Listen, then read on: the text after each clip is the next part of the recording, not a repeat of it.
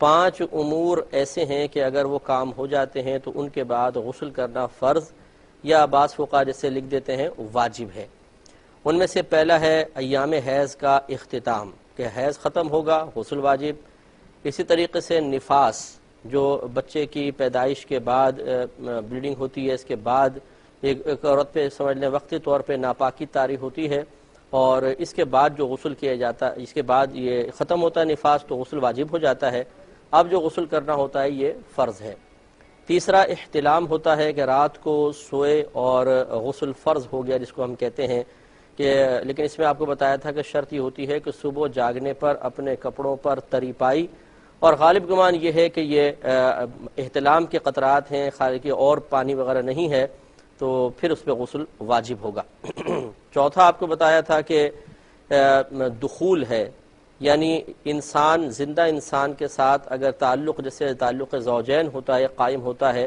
اس میں چاہے ڈسچارجنگ ہو یا نہ ہو، اگر دخول ہے تو پھر اس میں فوراً غسل واجب ہو جاتا ہے۔ اور پانچواں ہوتا ہے کہ جاگتے میں اگر شہوت کے ساتھ لذت کے ساتھ احتلام ہوتا ہے تو اس سے بھی غسل واجب ہوگا۔ لہذا اگر کسی نے وزن اٹھایا اور ویسے قطرات نکل گئے بالفرض تو اس پہ غسل واجب نہیں ہوتا،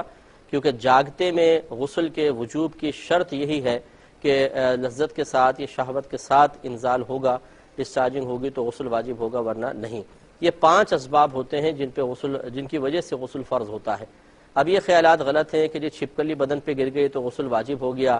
یا مردے کو غسل دیا تو غسل دینے والے پر غسل واجب ہو جاتا ہے، یہ غلط خیالات ہیں۔ چھپکلی گرے تو کچھ بھی نہیں ہے، اور مردے کو نہلانے کے بعد اگر غسل کرنا چاہیں تو فقہا نے مستحب لکھا ہے کہ افضل ہے کر لیں، نہیں کریں تو ایسا نہیں ہے کہ معاذ اللہ کوئی غسل واجب تھا اور نہ کرنے پر انسان گناہ گار ہوگا۔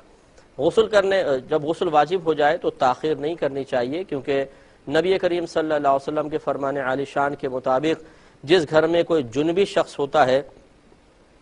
اس گھر میں اللہ تبارک و تعالیٰ کی رحمت کے فرشتے نہیں آتے ہیں۔ دیکھیں جب انسان پر غسل فرض ہو جاتا ہے تو سب سے پہلے تو یہ یاد رکھیں کہ غسل کے 3 فرائض ہوتے ہیں۔ ایک کلی کرنا، لیکن کلی اس طرح کریں گے کہ اس میں باقاعدہ غرغرہ بھی شامل ہو، یعنی حلق تک تقریباً جہاں تک نرم باسا ہوتا ہے وہاں تک پانی کا پہنچانا فرض ہے۔ وضو کے اندر یہ سنت ہوتا ہے لیکن غسل کے اندر فرض، جبکہ غسل واجب ہو۔ ایک تو ہوتا ہے ہم ٹھنڈک کے لیے غسل کر رہے ہیں یا جمعے کے لیے عیدین کے لیے غسل کر رہے ہیں، اس میں تو سنت ہی رہے گا، لیکن جب غسل فرض ہو جاتا ہے، ہم پر غسل واجب ہو جاتا ہے، تو پھر اس غسل کو جو حالت جنابت طاری ہوتی ہے اس کو اتارنے کے لیے 3 فرائض پورے کرنا بہت ضروری ہے، جن میں سے پہلا ہے کلی کرنا، اور کلی کے اندر غرغرہ شامل ہوگا۔ دوسرا ہوتا ہے ناک میں پانی چڑھانا۔ اس کا طریقہ یہ ہے کہ تھوڑا سا پانی اس طرح ہاتھ میں لے لیں اور اس کو ناک کے قریب لا کے تھوڑا ہلکا سا سونگے، اتنا تیز نہ سونگے کہ دماغ کو چڑھ جائے، لیکن جتنا ہی نرم ناک کی ہڈی ہوتی ہے، یعنی جہاں نرم حصہ پھر سخت ہڈی شروع ہو جاتی ہے، اس نرم حصے تک تقریباً سونگ کے اس کو اوپر چڑھانا ہوگا، کیونکہ نبی کریم صلی اللہ علیہ وسلم نے اس کے لیے استنشاق کا لفظ استعمال فرمایا ہے، اور استنشاق کا مطلب ہی یہ ہوتا ہے کہ کسی چیز کو سانس کے ذریعے یا سونگ کر اوپر کی طرف چڑھانا، تو اس لیے استنشاق ضروری ہوگا۔ تو ناک میں پانی چڑھانا یعنی یہ یہاں نرم ہڈی تک، یہ دوسرا فرض ہوتا ہے۔ اور تیسرا فرض ہے سر کے بالوں سے لے کر پاؤں کے ناخن تک ایک ایک بال پر سے پانی کا بہانا، یہ ضروری ہے۔ تو غسل کے اندر پورے بدن کو دھونا فرض ہوتا ہے، اور وضو کے باب میں وضو کا جب ہم معاملہ ذکر کر رہے تھے اس میں اچھی طرح وضاحت کر چکا ہوں کہ ہماری شریعت دھونے اور مسح کرنے کے مفہوم کو علیحدہ علیحدہ پیش کرتی ہے۔ دھونا تو مسح کے قائم مقام ہو سکتا ہے، لیکن جہاں دھونا ہو وہاں پہ اگر مسح کر لیا تو کام نہیں دے گا، لہٰذا غسل نہیں اترے گا۔ تو اس لیے بعض مقامات ایسے ہوتے ہیں جن میں اگر احتیاط نہ کی جائے تو اس میں صرف مسح ہوتا ہے، اس میں مطلب پانی وہاں تک پہنچتا نہیں ہے، اور چونکہ اکثر ہمارے بھائی بہن ناواقف ہوتے ہیں مسائل سے، تو وہ پانی بہانے کے باوجود بظاہر جسم گیلا کرنے کے باوجود باتھ روم سے ناپاک ہی باہر آتے ہیں، اور اس کے بعد آپ کو پتہ ہے کہ پھر نمازوں کا پرابلم ہوگا، نمازی بھی انسان اس کی نمازیں قبول نہیں ہوں گی، نمازیں ادا ہی نہیں ہوں گی،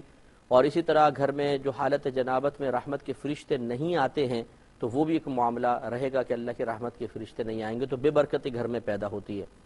یہ جو ہمارے بھائی بہن کہتے ہیں کہ جی پہلے تو گھر میں بہت برکت سی نظر آتی تھی، اب بہت زیادہ بے برکتی ہے، اس کے بہت سارے اسباب ہوتے ہیں، جن میں سے ایک سبب یہ بھی ہو سکتا ہے کہ ہمیں صحیح طریقے سے غسل کرنا نہیں آتا۔ ہم واش روم باتھ روم میں جاتے ہیں غسل کرنے کے لیے حالت جنابت میں، پورا غسل نہیں ہوتا، باہر حالت جنابت میں آ جاتے ہیں، جنبی ہی واپس آتے ہیں، تو اللہ کی رحمت کے فرشتے نہیں آتے، تو پھر گھر میں بے برکتی کا دورہ نظر آتا ہے۔ تو بہرحال بہت غور سے اس کو سماعت فرمائیے گا، جب انسان پر غسل فرض ہو جائے تو سب سے پہلے جب وہ واش روم میں جانے لگے تو اس سے پہلے بسم اللہ الرحمن الرحیم پڑھے، کیونکہ باتھ روم میں جا کر پھر ذکر الہی کرنا، چاہے اس نے بھی کپڑے نہ اتارے ہوں، لیکن وہ مقام چونکہ مناسب نہیں ہے، اس لیے باہر بسم اللہ الرحمن الرحیم پڑھ کر جائیں گے۔